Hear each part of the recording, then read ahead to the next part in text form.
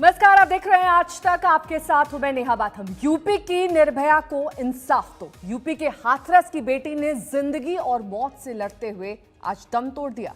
आरोप यह है कि 14 सितंबर को युवती के साथ गांव के ही दबंगों ने गैंगरेप किया था और उसके साथ बेरहमी से मारपीट की थी। हालांकि हाथरस पुलिस की एफआईआर में गैंगरेप का जिक्र तक नहीं है, लेकिन पीड़ित परिवार लगातार यह आरोप लगा रहा है। इस मामले में दिल्ली से यूपी और अब यूपी तक सियासी जंग छिड़ गई है।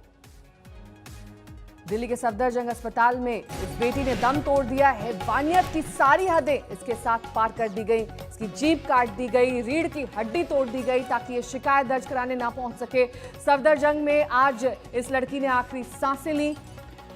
कई दिन तक पुलिस ने लिखित शिकायत दर्ज नहीं की, मामले को रफा दफा करने की कोशिश की। इस बात से भी इनकार नहीं किया जा सकता है। 4 आरोपी हालांकि अब गिरफ्तार हो चुके हैं, लेकिन इसके बाद सवाल वही खड़ा हो रहा है कि आखिरकार न्याय मिलने में इतनी देरी क्यों?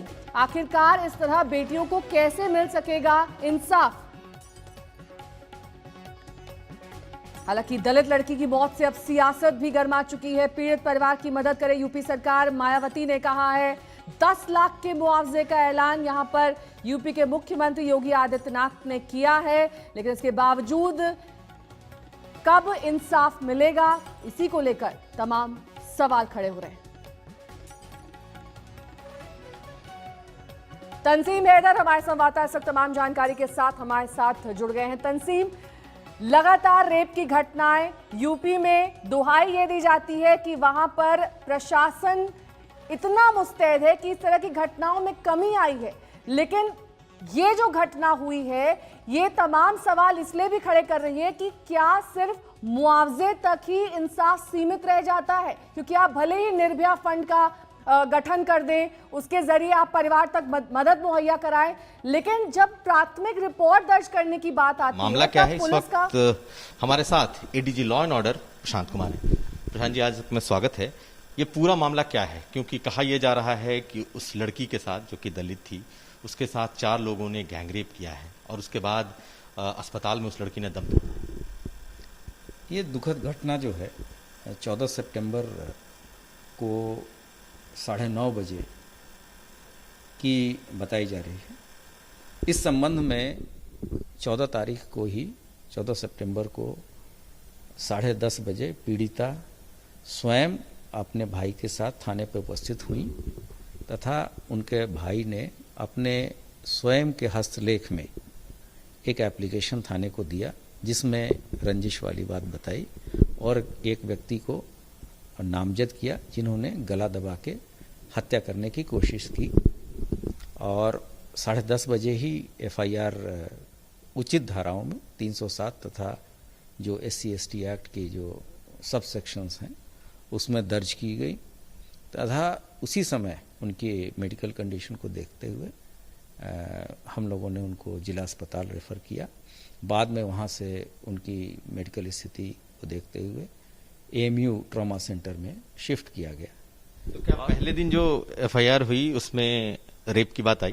उसमें केवल रंजिश और गला दबाने की बात थी और उस के बाद से चूंकि SC/ST का केस था, एक क्षेत्राधिकारी स्तर के अधिकारी ने इसकी विवेचना की और अन्य लोगों से बातचीत करने के बाद से इसमें 354 की धारा बढ़ाई गई, जो कि छेड़खानी से संबंधित है। और फिर इसमें जो मुख्य अभियुक्त की गिरफ्तारी 20 तारीख को की गई, जो नामजद था। ट्रॉमा सेंटर में प्रयास किया गया पहले बातचीत करने का, तो ऐसे मेडिकल कंडीशन नहीं थी जिसमें कि पीड़िता से बात हो सकती थी। तो लेकिन 22 तारीख को जो क्षेत्राधिकारी ने उनका बयान लिया और उसमें उन्होंने पहली बार अपने साथ दुष्कर्म की बात कही और उसी दिन उसमें धाराएं जो है परिवर्तित करके 376D, जो कि एक गैंगरेप से संबंधित है, उसमें धाराएं बढ़ा दी गई तथा क्रमशः 23, 25 और 26 तारीख को जो शेष तीनों अभियुक्त थे, चौथे एक के अतिरिक्त इनकी गिरफ्तारी की गई और इस प्रकार चारों अभियुक्तों की गिरफ्तारी 26 तारीख तक कर ली गई।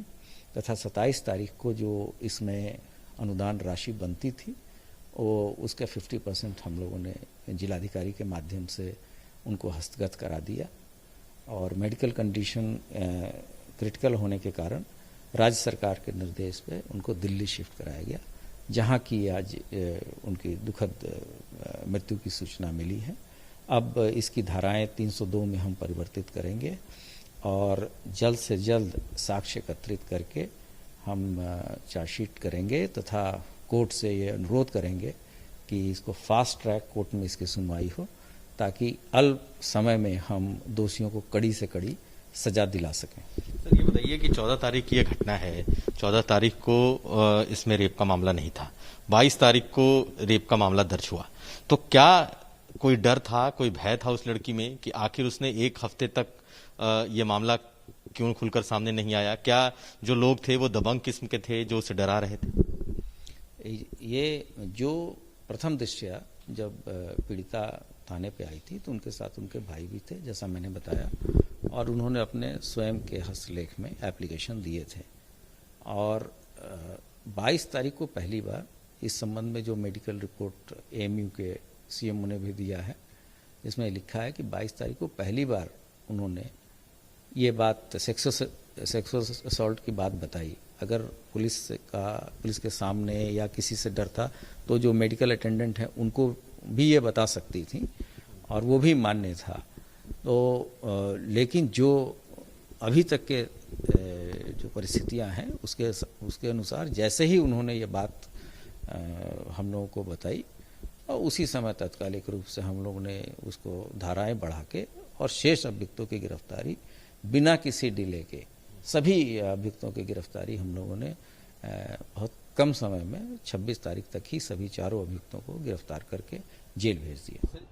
हमारे दो संवाददाता इस वक्त तमाम जानकारी के साथ हमारे साथ जुड़ गए हैं। शिवेंद्र श्रीवास्तव हमारे संवाददाता जुड़े हुए हैं, तंसीम हैदर हमारे साथ हैं। सबसे पहले शिवेंद्र, आपका रुख करते हुए, एडीजी लॉ एंड ऑर्डर ये कह रहे हैं कि 14 सितंबर को जब ये घटना हुई तब सिर्फ आपसी रंजिश का मामला दर्ज किया गया और तब धाराएं अलग थी। 22 सितंबर को सेक्सुअल असॉल्ट की बात सामने आई, तब धाराएं बदल दी गई। इस दौरान क्या कुछ हुआ कि लड़की को अपना बयान बदलना पड़ा? क्या उस पर किसी तरीके का दबाव था? इस बात से एडीजी लॉ एंड ऑर्डर ने इनकार किया है। उन्होंने कहा कि मेडिकल रिपोर्ट उसकी आने का वेट किया गया, जिसके बाद धाराएं बदल दी गई। आखिरकार इस दौरान 14 तारीख और 22 तारीख के दौरान क्या हुआ कि पूरा का पूरा मामला रेप पर आकर सिमट गया?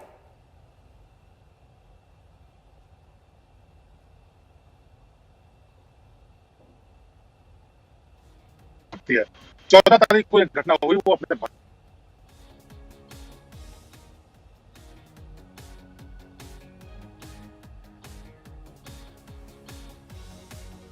दोबारा संपर्क साधने की कोशिश करेंगे हमारे संवाददाता शिवेंद्र श्रीवास्तव से। तंसीम हैदर हमारे साथ जुड़े हुए हैं।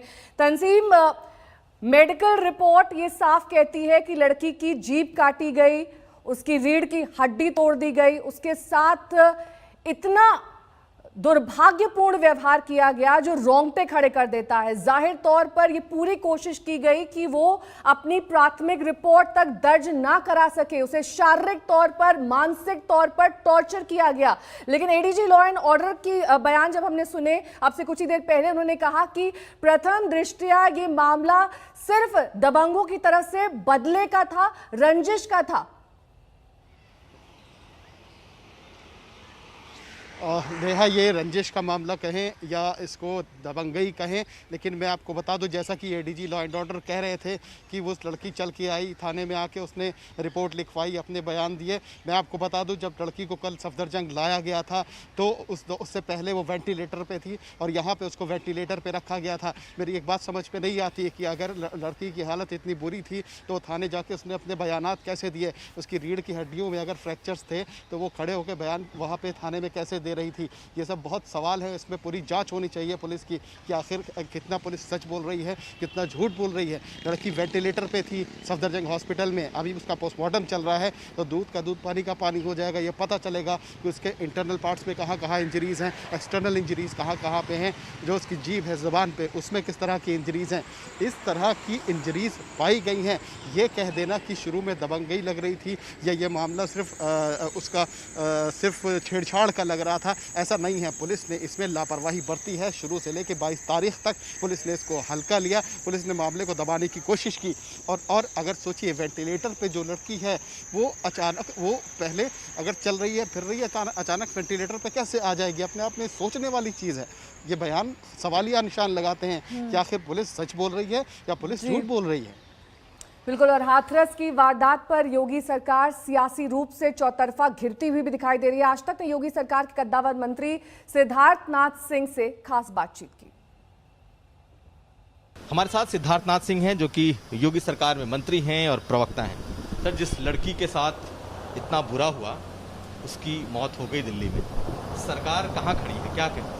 सरकार जो हाथरस की घटना है ये हृदय विदारक घटना है और इसमें सरकार की तरफ से जो संवेदना है, हमारे मुख्यमंत्री जी और पूरी की पूरी सरकार जो है उनके परिवार के साथ संवेदना प्रकट करते हुए, और ये संवेदनशील घटना है और इसलिए इस पे जो भी कार्रवाई कानूनी एक तो होता है पहलू, जब एफआईआर के लिए आए तो उसको डिले नहीं किया गया था, तुरंत इस पर एफआईआर दर्ज किया गया था और जो लोग दोषी हैं उनको पकड़ा भी गया और कार्रवाई चल रही है कानूनी। और मैं इतना कह सकता हूँ सख्त से सख्त कार्रवाई कानून के तहत होगी, इसमें कोई ढिलाई नहीं देखी जाएगी। और दूसरी होती है कि इसको किसी, मैं तो इसमें कठिनाई होती है बोलते समय, मगर परिवार को कुछ धनराशि मतलब हेल्प भी दी जाती है। मेरे से ये थोड़ा कठिनाई का लिए होता है, इसलिए मेरे को अच्छा नहीं भी लगता, मगर उस सरकार ने पूरा का पूरा दिया है और सरकार उनके साथ खड़ी है और पार्थिव शरीर जो है उसको जल्द से जल्द परिवार को मिल जाए और उसके लिए भी पूरा प्रयास हो रहा है और ऊंचे स्तर पे प्रयास हो रहा है, तो वो भी किया जा रहा है। मगर ये घटना जो है वो दिल हिलाती है और जो दोषी हैं उनको एक मिसाल के रूप में उन पे सजा दी जाएगी जो कि कानून के तहत होगी। और इसी के साथ यहाँ रुकेंगे एक छोटे से ब्रेक के लिए, फौरन होंगे हाजिर कुछ और खबरों के साथ। देखते रहिए आज तक। नमस्कार, मैं हूं अंजना ओम कश्यप। हमें उम्मीद है ये वीडियो आपको पसंद आया होगा। लेटेस्ट खबरों के लिए यूं ही देखते रहिए आज तक और इस वीडियो के पसंद आने पर लाइक, शेयर एंड सब्सक्राइब करना ना भूलें।